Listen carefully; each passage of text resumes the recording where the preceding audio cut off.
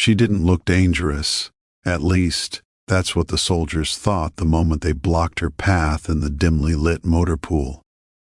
Rain hammered the metal roof, puddles rippling under their boots as they stepped closer, grinning like they'd already won.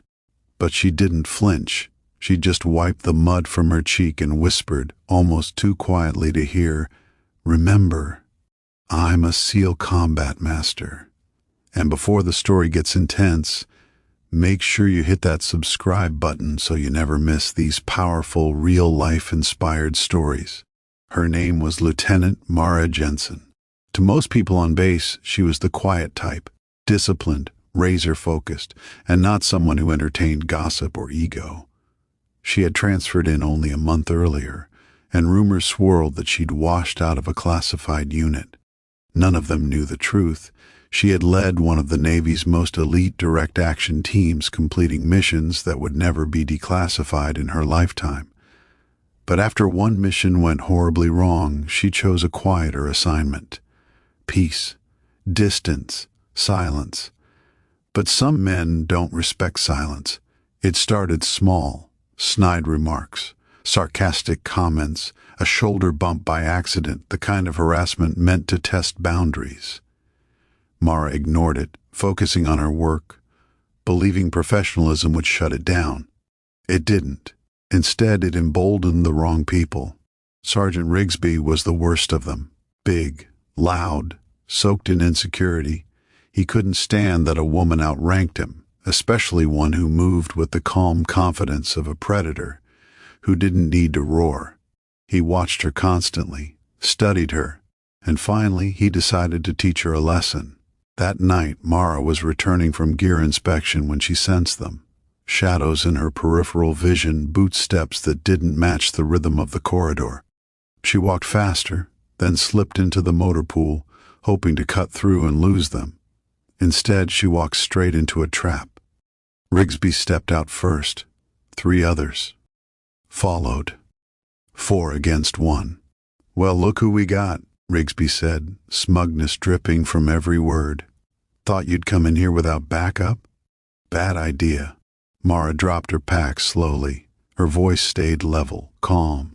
"Step aside, Sergeant." He laughed. "Or what? You gonna file a report?" "No," she said, "but I will give you one chance to walk away." They didn't. One reached for her shoulder. That was the last decision he made for the next 10 minutes. In a blur of motion, she pivoted, trapping his wrist, using his own momentum to slam him to the concrete. Before the others even processed what happened, she stepped in, launching a precise elbow strike that cracked Rigsby across the jaw. The third man lunged. She swept his legs and sent him crashing into a stack of crates. Only one remained standing, wide-eyed, panicked, suddenly realizing the quiet woman they mocked had just dismantled his squad in seconds. Rigsby roared, staggering back up. "You think this is over? You're dead, Jensen." She didn't engage. She simply spoke the truth, the one thing they had never considered. "I trained people who could fight blindfolded underwater at night." "You think you scare me?" Rigsby charged. Mara sidestepped, used his weight, and pinned him face down on the concrete, her knee between his shoulder blades, his arm locked painfully behind him. She leaned close and whispered, "This is me holding back." Security arrived minutes later, alerted by the noise. The scene told the story: 4 men groaning on the ground, and 1 lieutenant standing perfectly still, breathing steady, eyes sharp. The investigation that followed was swift. The soldiers were disciplined and transferred, their careers effectively finished. But something unexpected happened in the weeks that followed. People on base, men and women, began looking at Mara differently. Not with fear, with respect, because word traveled fast. Not the full story, not the classified details. Just enough Lieutenant Jensen was not someone you pushed around, not someone you cornered, and definitely not someone you underestimated. But what stayed with Mara wasn't the fight. It was what happened afterward. One morning, as she walked across the training yard, a new recruit jogged up to her. He looked nervous. "Ma'am, I just wanted to say thank you. Not for the fight, but for proving what strength really looks like. It struck her harder than any punch she had ever taken.